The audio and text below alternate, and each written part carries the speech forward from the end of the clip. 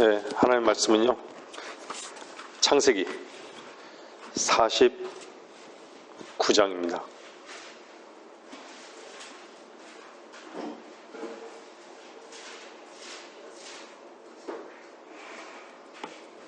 창세기 49장 8절.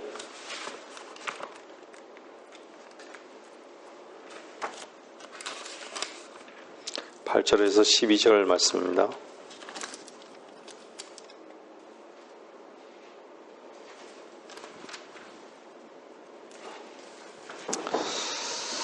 여러분들 창세기 49장은 잘 유명하죠? 야곱이 죽음 전에 그 평생을 자기 머리로 살다가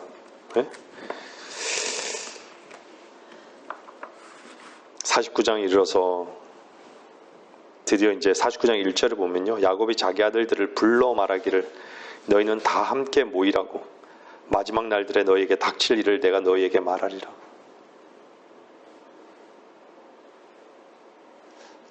이것은 야곱의 말이 아니라 하나님의 말을 야곱을 통해서 선포하는 거예요. 아주 중요한 말씀이죠. 자식들을 딱 놓고 다 얘기하는데 그 중에 유다에게 얘기하는 말씀. 여러분 8절 보세요. 유다야, 너는 내 형제들이 찬양할 자라. 여러분들 유다야 하니까 뭐가 생각나요? 유다 지파의 사자인 예수 그리스도. 그죠? 유다야, 너희 내 형제들이 찬양할 자라. 내 손이 내 원수들의 목을 잡을 것이요 내 아비의 아들들이 내 앞에서 절하리라. 유다의 사자의 새끼로다. 유다는 사자의 새끼로다. 내 아들아, 내가 먹이를 놓고 올라갔구나.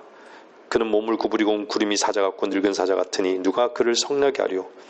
홀이 유다에게서 떠나지 않을 것이며. 유다는요, 유대인의 왕이셔. 실로가 주님 오실 때까지 입법자가 그의 발사에서 떠나지 아니하리니 그에게 백성의 모임이 있을지어다. 실로가 오실 때까지 입법자가 그의 발사에서 떠나지 아니하리니. 결론적으로 얘기하면 실로는요, 성경의 지역적인 부분도 많이 언급이 되지만요, 실로는 예수 그리스도입니다. 예수 그리스도.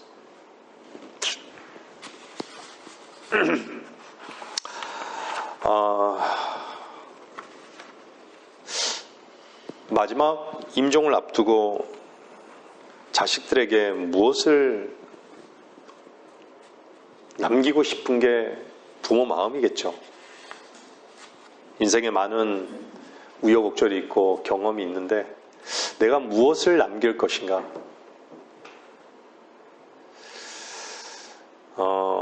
자식이 태어날 때도 이름을 지을 때 참 이렇게 신중하잖아요. 저도 이렇게 저의 자식들을 이름을 지을 때 그 당시에 하진, 하나님의 진리의 지식으로 이렇게 이제 나름대로는 의미를 갖고 진리의 지식으로 자라라라는 의미로 지어줬던 기억이 나요. 하윤이도 마찬가지예요. 빛날 윤자 쓰고, 예? 근데 이제 한자로는 하자가 하나라 하자밖에 없어요. 예, 그래가지고 그렇게 지었는데, 여러분들 정말 저는 요즘 가끔 그런 생각을 해요.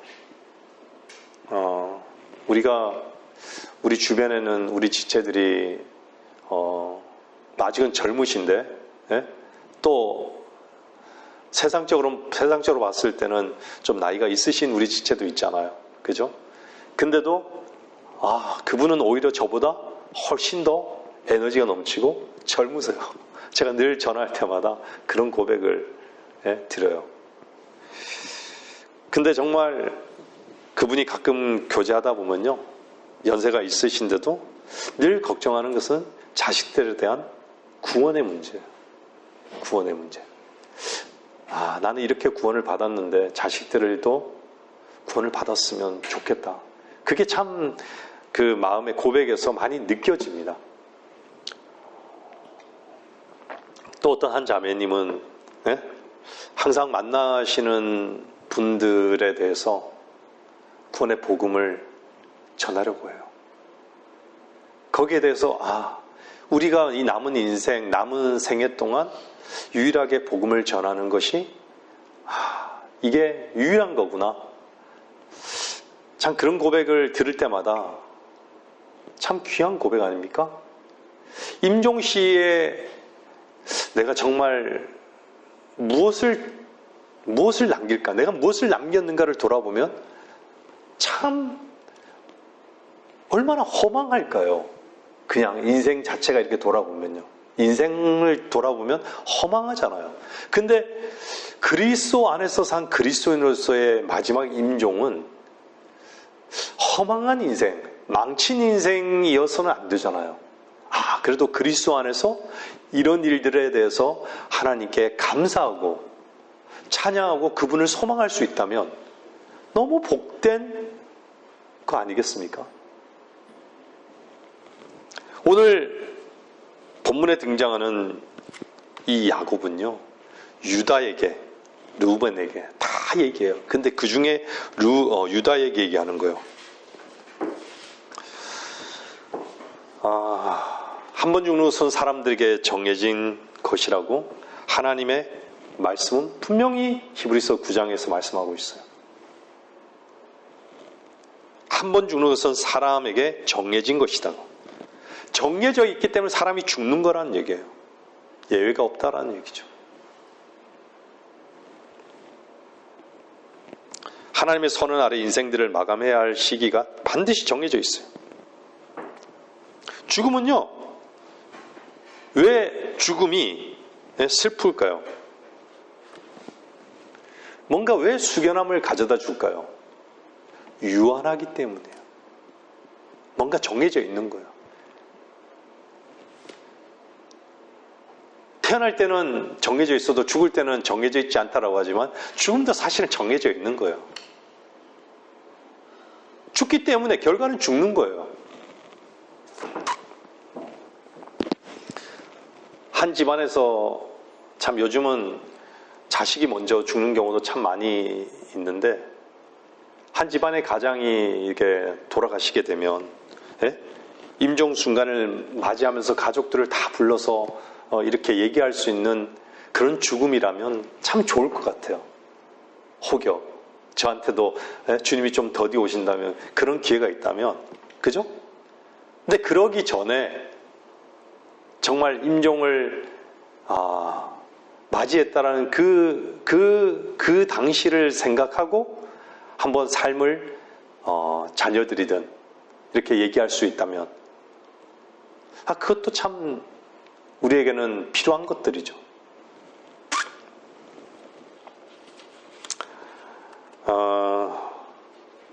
죽음 앞에서는 누구나 마음이 낮아져요. 지금 저희 식구들도 저희 어머니뿐만 아니라 장모님도 다 연세가 있으세요.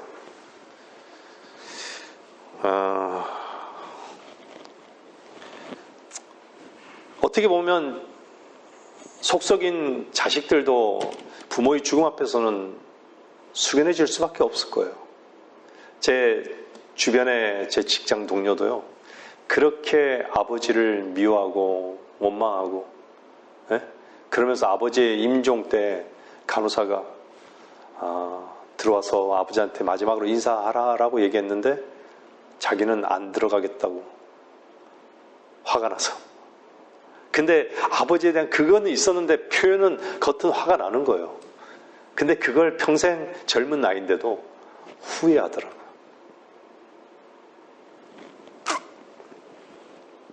누구나 죽음 앞에 애통도 있고 탄식도 있고 후회도 있죠. 슬픔도 있고. 근데 그리스도인의 죽음은요, 주님 안에서의 죽음은 복된 것이에요. 여러분들 시편 116편 봐보세요. 시편 116편을 보면요, 15절.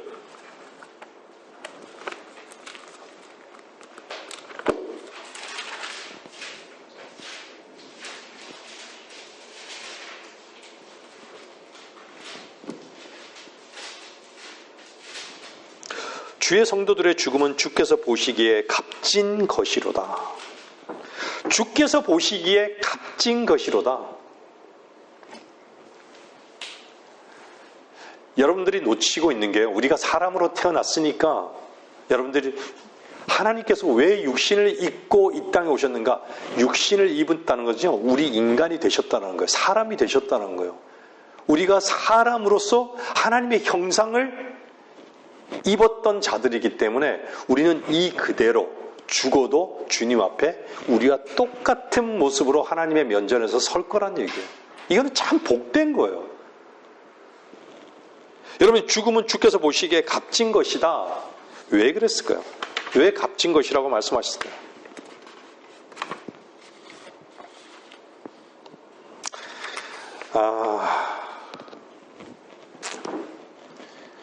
어떤 대기업의 총수의 죽음보다도 그 임종보다도 오늘의 창세기에 나오는 이 죽음은요, 참으로 어떤 부분이에요?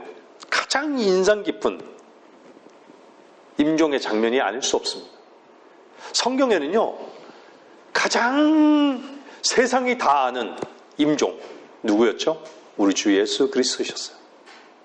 십자가에서의 죽음을 모르는 사람은 인류 역사상 없어요. 하물며 무슬림도 마찬가지. 무슬림들도 예수 그리스도에 대해서 알잖아요. 알아요, 자세히.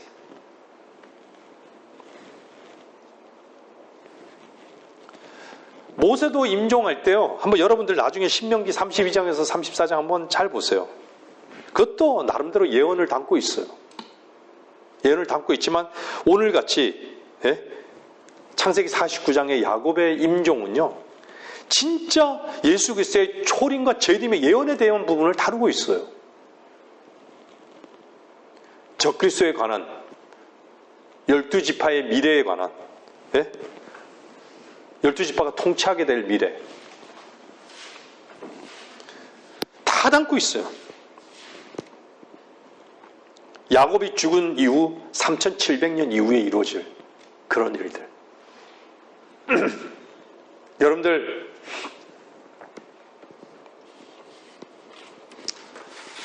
예수 그리스도는 예언의 영이에요. 성경의 계시록에 나오죠. 예언의 영.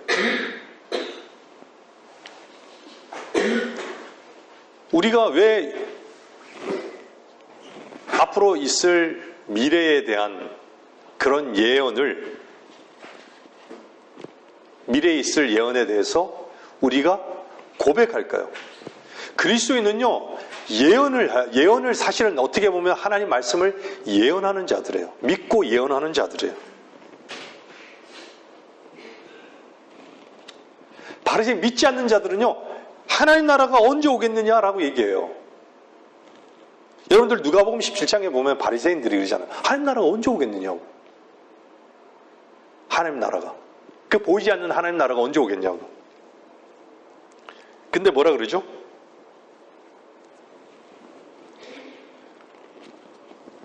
사람들은 나중에 여기 있다. 보라고 여기 있다고.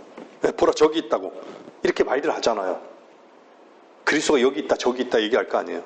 근데 하나님 나라가 뭐라 그래요? 바울은 분명하게 했잖아요. 너희 안에 있다고. 너희 안에 있다고. 하나님 나라를 먹고 마시는 것이 아니라 의와 화평과 희락이라고. 하나님 나라가 있다고.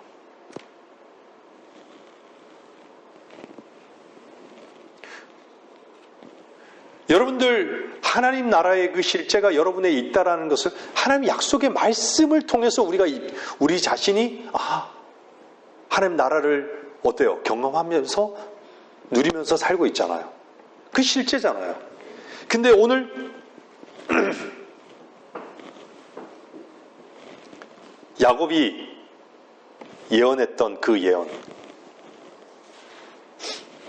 얼마나 실제인지를 한번 살펴보는 거예요. 그럼 우리 안에 그 실제도 아까 전에 우리의 성경 공부 시간에 배웠잖아요. 갈라디아서 5장에 성령 안에서 산다면 성령 안에서 행할 수 있는 거예요. 정말 필요한 때 도우시는 은혜, 정말 필요한 때 도우시는 그 은혜가 무엇인지를 누리며 산다는 얘기예요. 누리게 하시는 분이 있으시니까. 얼마나 그 필요한 때 도우시는 그 은혜를 누리면서 정말 그리스도인으로서 그리스도 안에서 살고 있는가.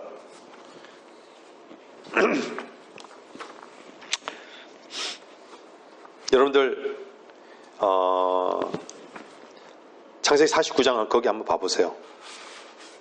49장 보면요,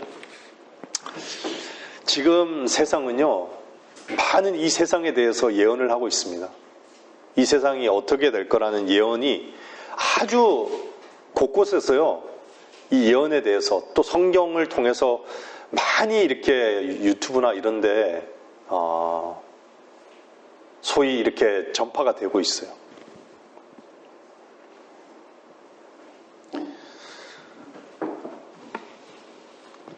여러분들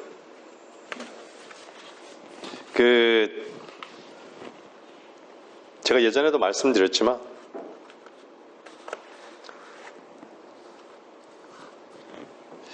구약의 초림에 대해서 예수 그리스도에 대한 그 예언들이요, 사실 구절구절 다 이렇게 하나하나 이루어졌습니다. 많은 부분에서요. 여러분들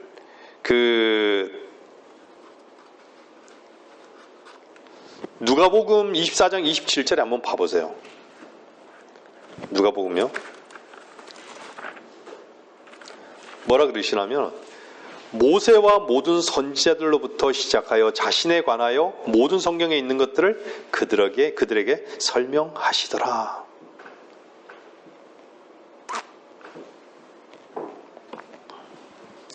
여러분들이 이 땅에 주님께서 오셨어요. 은으로 30개 팔린 거 나중에 한번 가서 보세요. 스가랴 11장 한번 보세요. 11장 12절에 한번 보세요.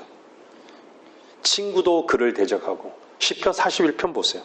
제자들에게 버림을 받고, 고소하고, 입을 열지 않고, 매를 맞고, 옷이 나뉘어지고, 원수들이 조롱하고, 이게 다 시편이든 다 곳곳에 요엘 선지자가 보고, 미카 선지자가 보고, 이사야 선지자가 보고, 예레미야 선지자가 보고, 다 본 예언들에 다 메시아가 이 땅에 오셔서 이런 것들을, 이런 고난을 겪을 거라는 것이 말씀 그대로, 문자 그대로 다 이루어졌어요.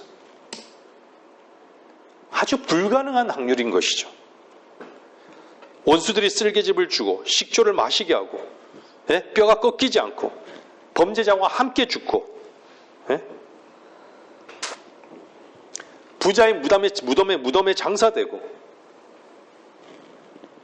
게다가 우리가 아브라함이 자식 이삭을요, 번제 드리려고 어떻게 했어요?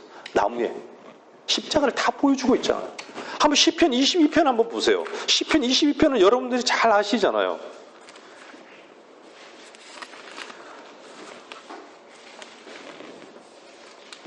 시편 22편은요, 다 보시면 나의 하나님 어찌하여 주께서 나를 버리셨나이까? 어찌하여 나를 돕지 아니하시며 나의 신음하는 말들을 멀리 하시나이까? 쭉 나오면서요, 6절에 보세요. 그러나 나는 벌레요 사람이 아니라 사람들의 비방거리요 백성들의 멸시거리니이다. 나를 보는 자는 다 조롱하며 비웃나니 그들이 입술을 내밀고 머리를 흔들며 말하기를. 요한복음, 마태복음, 마가복음에 다 주님의 이 부분들을, 십자가상에서의 그 고백들을 다 얘기하고 있잖아요. 한번 자세히 보세요. 얼마나 많은 예언들이 이루어졌는지.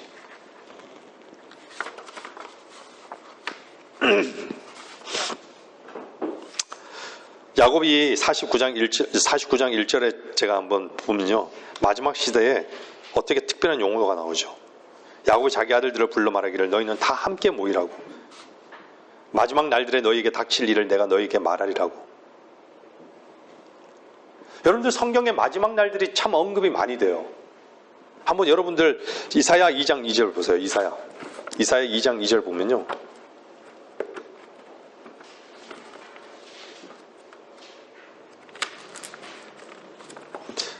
마지막 날들에 주의 전의 산이 산들의 정상에 세워질 것이요 작은 산들 위에 높아지니 모든 민족들이 그곳으로 몰려들 것이라.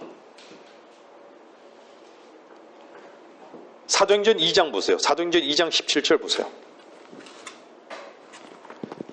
사도행전 2장 찾지 마세요. 그냥 한번 듣고 나중에 집에서 한번 찾아보세요. 하나님께서 말씀하시기를 마지막 날들에 내가 내 영을 모든 육체 위에 부으리라. 그러면 너희 아들들과 딸들이 예언할 것이요 또 너희 젊은이들은 환상을 볼 것이며 너희 노인들은 꿈을 꾸리라. 디모데후서 3장 1절에도 보세요. 마지막 날들에 나오잖아요. 이것을 알라 마지막 날들에 아주 어려운 때가 오리니 이렇게 얘기해요. 베드로후서도 마찬가지예요. 3장 보세요. 3장 3절에 먼저 알 것은 이것이니 마지막 날들에 조롱한 자들이 와서 그들의 정욕대로 행하며. 어떤 새로운 날들이 이르기까지의 그 시대의 마지막을 말하는 거예요.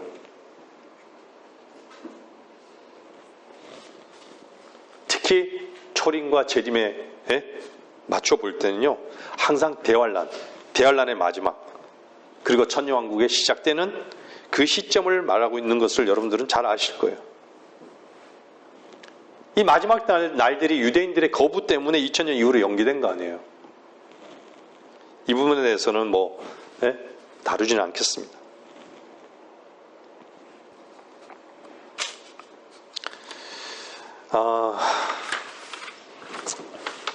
여러분들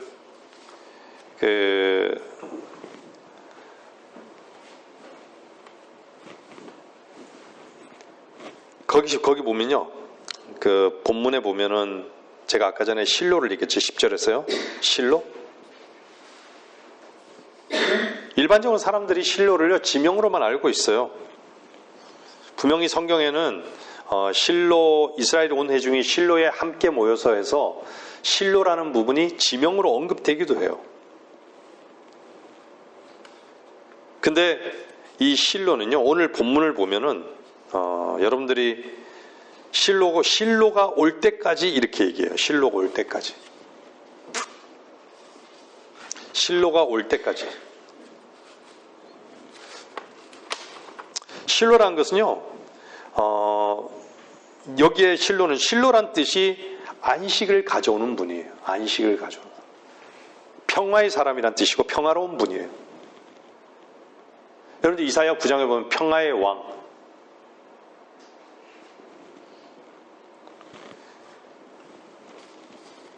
이것은요, 교황도 아니에요. 추기경도 아니에요. 유엔 수장도 아니에요. 대통령도 아니에요. 그들이 다 평화를 부르짖지만 아니에요. 이번에도 보니까요, 앞에 그 회의 때 평화 얘기하잖아요. 평화. 세계 평화. 우리나라가 크게 적그리스도의 길을 예비하고 있다는 게 눈에 보여요. 앞으로는요, AI가 진짜 인간의 혼을 다 적그리스도에게 넘길 것 같아요. 다. 사람을 생각하지 못하게 만들어버려요.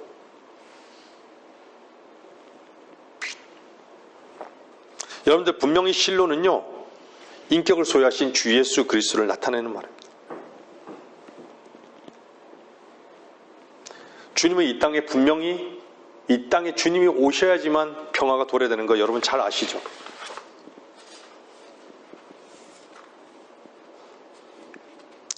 분명히 주님은요, 이 땅에 오셔서 우리가 상상할 수 없는 평화의 독재자가 되실 것입니다.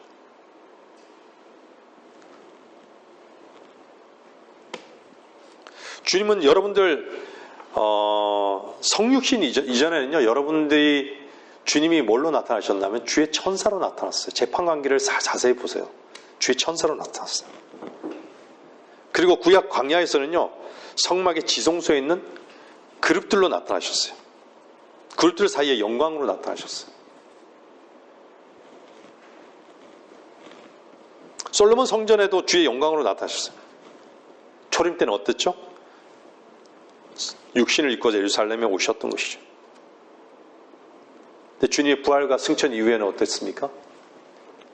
현재까지 거듭난 성도들의 몸 안에 성령으로 내재하고 계신 거예요.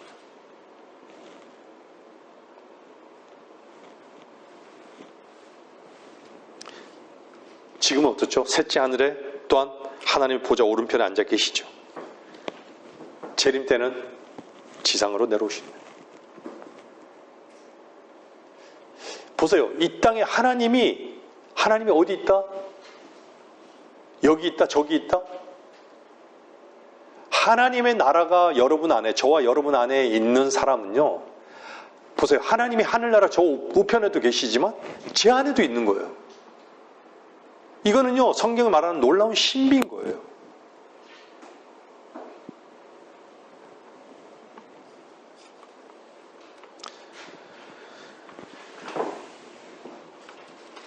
여러분들, 유다란 이름은요, 찬양이란 뜻이에요. 찬양. 그래서 형제들이 그를 찬양한다라고 얘기해요. 찬양하게 될 거라고.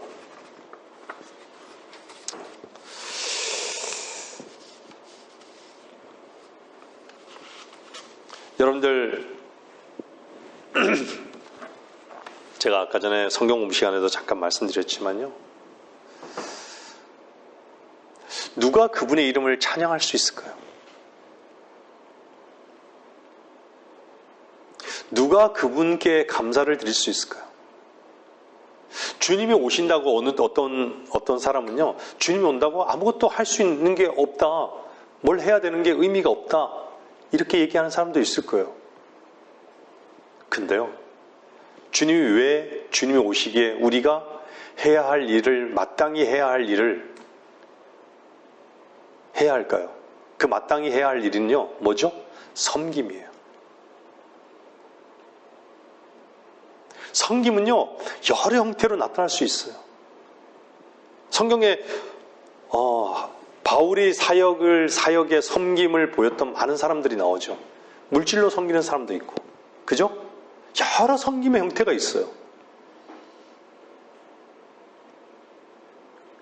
근데 이 땅에서 홍해를 건너고 난 다음에 유대인들은, 이스라엘 백성들은 하나님 섬겼어요. 광야에서. 그분의 인도하심을 받으면서. 섬김을 놓치면요, 주님의 오심이 가까운데 뭘 해도 의미가 없어. 아니에요. 우리 안에 정말 예언의 영이 있으면요, 어떻죠? 섬김을 다하는 거예요.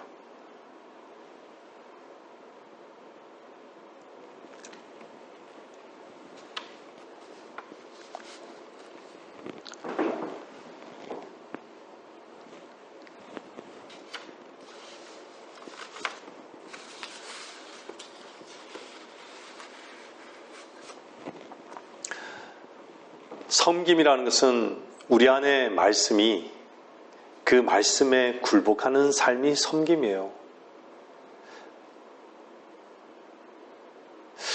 많은 경우 성경에 섬김이, 주의 종과 하나님의 말씀을 전하는 종과도 종을 섬기는 부분에서도 언급하지만은 지체를 섬기는 것도 나와요.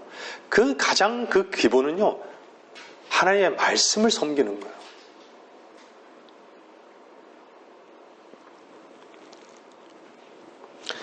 본문에 보면요, 홀이 유다에게서 떠나지 않을 것이며 라고 얘기하죠. 실로가 올 때까지 입법자가 그의 발 사이에서 떠나지 아니하리니.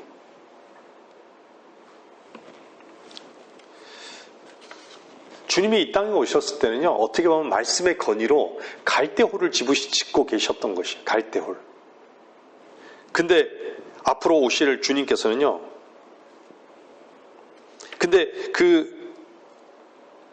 갈대홀을 집으신 그 주님은 입법자로서 이 땅에 오셨을 때는요, 어떤 것도 강제로 집행할 수 없었던 것이죠.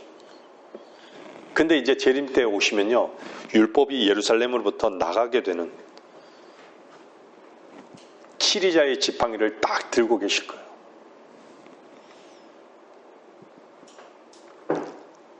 모든 사람이 지팡이를 딱 들면요, 모든 사람이 딱 죽고 즉시 지옥불로 딱 던져지게 되는 그런 지팡이를 딱 드실 거예요. 어떤 원수가, 어떤 치리자가요, 의의 지팡이를 가졌던 적이 있습니까? 누가 흉내내죠? 교황이 흉내내는 것이에요. 제가 왜 이런 말씀을 드린 줄 아세요? 하나님의 말씀은 능력과 권위가 있습니다. 근데 그 능력과 권위의 그 말씀 앞에 우리 자신이 그 말씀의 능력과 권위를 무시하고 있다는 얘기예요.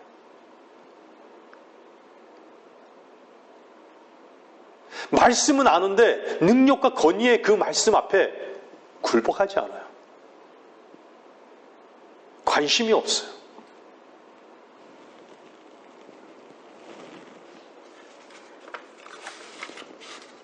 우리는 지식적으로 다 알아요. 뭘 알죠? 그리스도는 반석이다, 홀이다, 별이다, 목자시다, 돌이시다, 실롯이다, 평화를 가져오시는 실롯이다.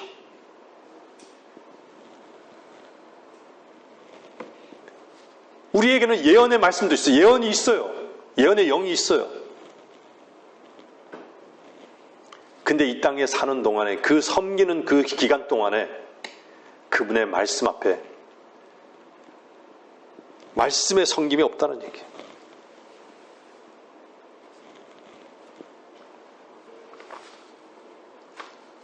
우리는 오늘 저녁에도 죽을 수 있어요. 우리는 내년에 죽을 수도 있어요. 가장 사랑했던 사람이라고 하는 사람이 먼저 주님께로 갈 수도 있어요.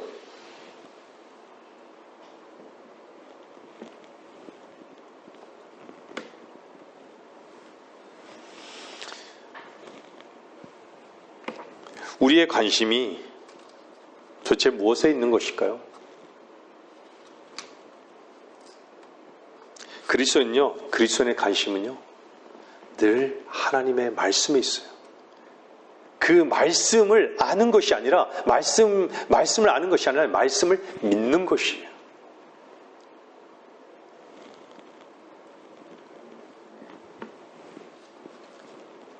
우리는 십자가에 관심이 있죠. 또 뭐에 관심이 있죠? 우리의 관심은 주의 재림에 관심이 있어요.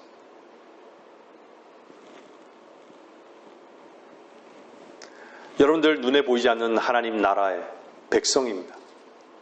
하나님 나라의 백성이에요. 하나님 나라의 백성은요, 하나님께서 다 돌보고 계시고 인도하고 계시고 그분이 가르치시고 그분이 길이 되세요.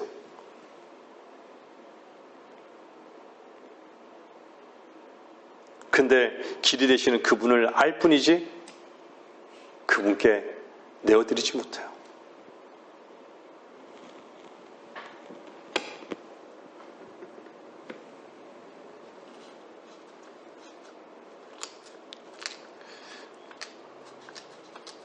그분이 선지자로 오셨을 때 초림 때요,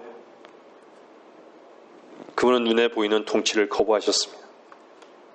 대신 채찍질을 당하시고 매맞으시고 조롱당하시고 모욕을 당하셨습니다. 가시면류관을 쓰셨습니다. 십자가에 못 박히셨던 것이죠. 그분은 입을 열지 않으셨습니다. 모욕을 모욕으로 갚지 않으셨습니다.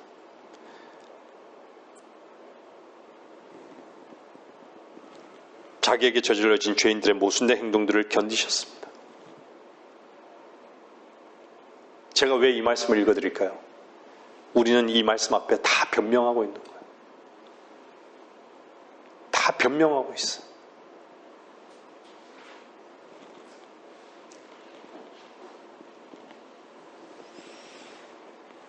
왜 변명할까요? 자기로 살기 때문이에요.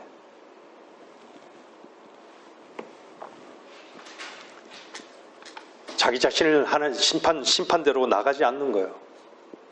십자가로 나가지 않는 거예요.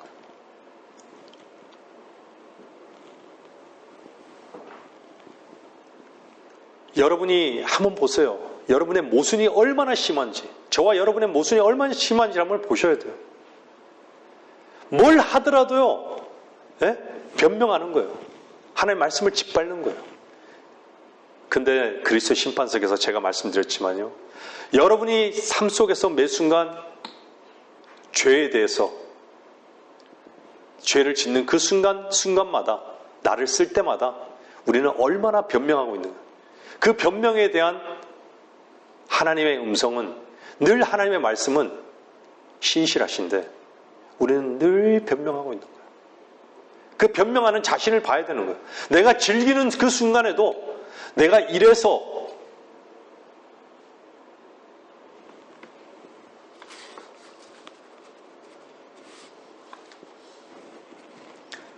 여러분이 하나님 나라가 여러분 안에 있는 분들은 하나님의 그리스도의 생명이 있는 거예요.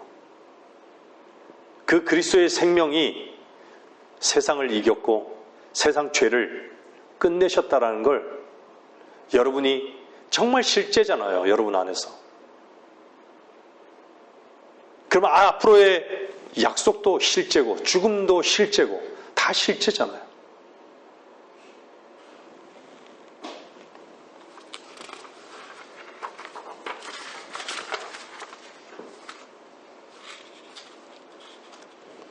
믿지 않는 자들은 그런 하나님의 말씀을 짓밟지만요. 여러분들이 하나님을 사랑하지 않는다면요. 사랑한다면 하나님의 말씀도 사랑할 겁니다. 하나님의 말씀에 여러분들 집중하세요. 얼마나 여러분들이 하나님의 말씀을요, 관심을 갖고 있느냐 한번 돌아보세요. 먹을 양식이 충분합니다.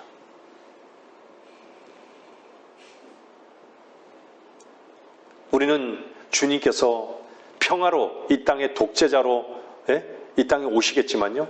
지금도 하나님의 나라의 통치자로 그분이 우리의 주이십니다. 그 고백은요. 여러분이 그리스도 안에 있을 때만 참된 것이에요. 우리 찬양했잖아요. 그분은 참 하나님이시라고. 내 안에 사시는 분은 참 하나님이시라고. 영원한 불못으로 내던져지게 되는 죄인들, 죽음을 맞이하게 되는 그 죄인들,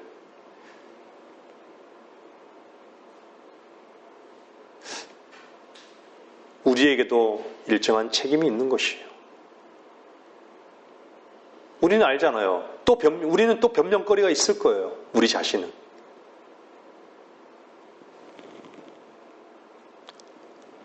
그러면서 그날이 속히 오기를 기다린다고요? 우리는 이 땅에 있는 동안 섬김을 다해야 합니다. 그 섬김이 뭐예요? 다시 말씀드리지만요. 주님은 말씀으로 우리를 섬기셨어요.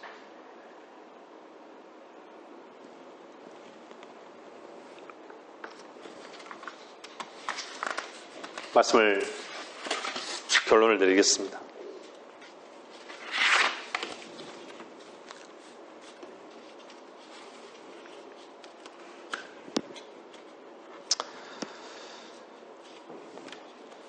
여러분들, 제자들이 주님을 십자가로 가기 전에 떠났지만요. 그전에는 주님을 사랑했습니다. 주님이 십자가에서 죽고 난 다음에요. 부활하셔서 제자들에게 나타났잖아요. 제자들에게 성경을 가르치고 펼쳐주시고 바로 그 예수 그리스도가 바로 나다라는 걸. 그랬을 때 제자들의 마음은 어땠어요? 뜨거워졌어요. 여러분 안에 사시는 그리스도, 여러분이 정말 그 제자들이 속이 마음이 뜨거워졌듯이 여러분들이 정말 그 뜨거운 주님과의 사랑을 나누고 있느냐라는 것이죠.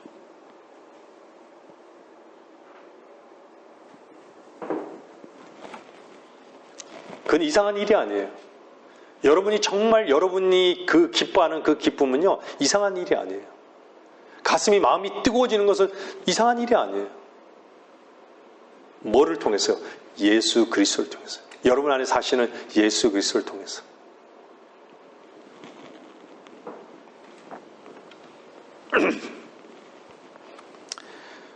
그리스도의 초림에 관한 구약 선지자의 예언 가운데요, 109가지가 문자적으로 성취되었습니다.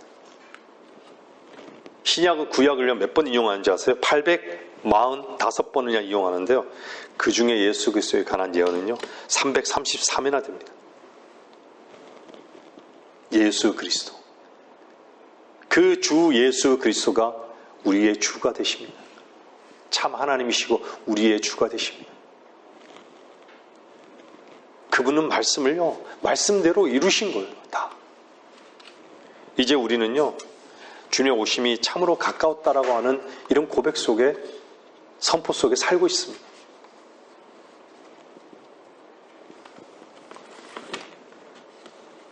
여러분들이 성령 안에서 산다면 성령 안에서 행하십시오.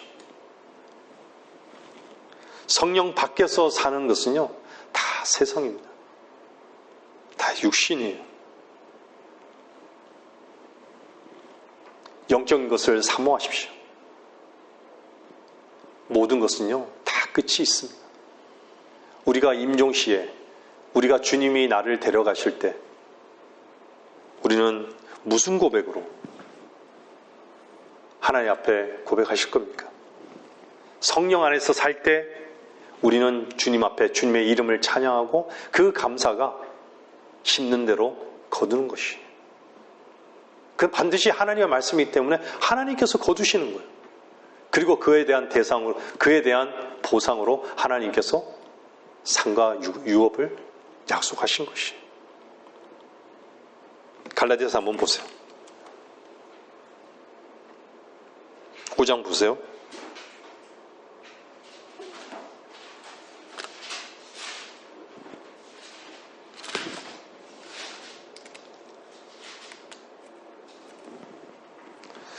(5장) 25절 26절 보세요.